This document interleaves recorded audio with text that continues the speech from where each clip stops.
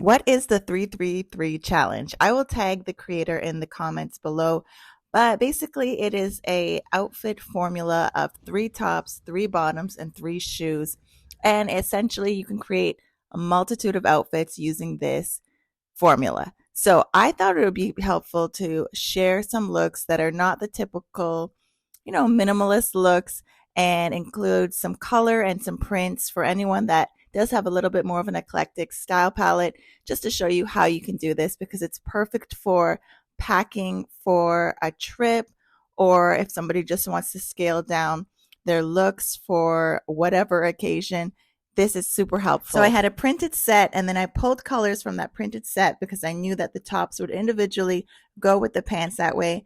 And then I also thought of that when I picked my shoes out as well. So I had some pink and some orange happening and some green as well. And because I was going for a bit of a retro feel, I included brown instead of a typical black or white because it automatically gives a little bit of a throwback feel when it's paired with bright colors. Let me know what you think of the 333 challenge, and I'll see you guys in the next video. Thanks for watching. Bye.